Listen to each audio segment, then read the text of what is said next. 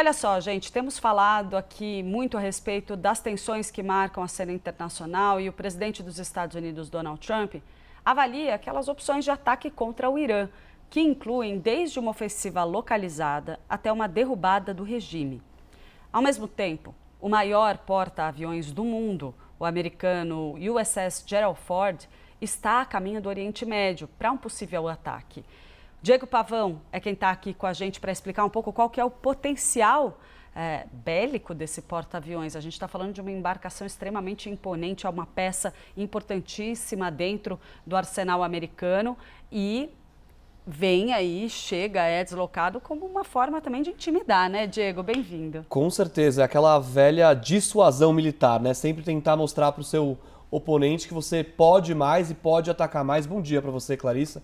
Bom dia para quem acompanha o live em casa.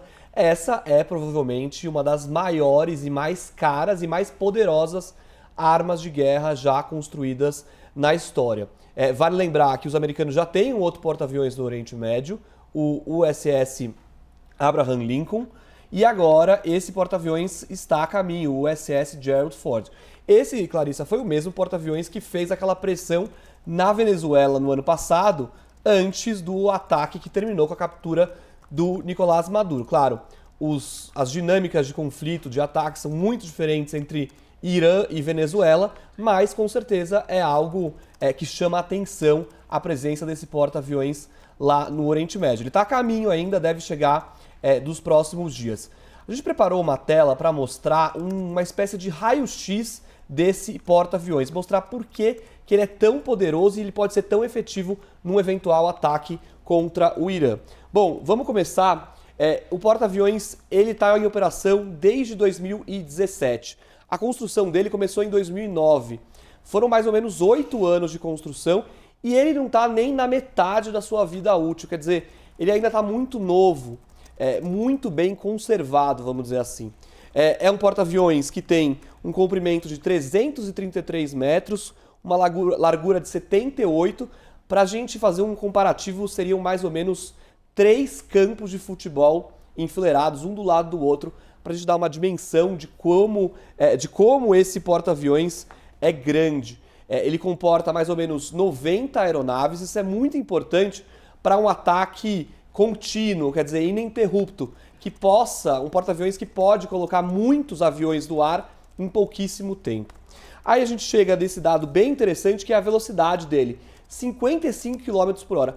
Parece pouco, né, se a gente for pensar no nosso cotidiano, aqui andando numa grande cidade de carro, mas para um porta-aviões que pesa 100 mil toneladas, é muita coisa, 55 km por hora. Ele ainda é um porta-aviões que consegue manobrar muito fácil, consegue desviar de ataques. Então essa velocidade dele para isso é muito importante. Tripulação de 5 mil pessoas também parece muito, mais para um porta-aviões, na verdade não é muito. Se a gente pensar num cenário de guerra em que a vida humana é valorizada, tem que ser valorizada, 5 mil na verdade não é tanto. Ele comporta muitos sistemas de automação que exigem menos esforço físico, menos equipe nele, tripulação nele. Como eu disse, uma capacidade de até 90 aeronaves, muitas delas são aquelas aeronaves que conseguem furar os radares, conseguem confundir os radares, e isso é muito importante num cenário de ataque contra o Irã.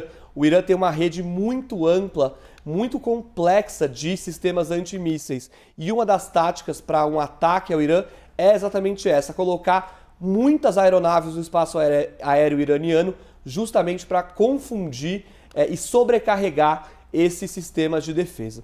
E aí, por último, a gente chega num ponto dele muito único em relação a esse porta-aviões. Ele é movido a propulsão nuclear.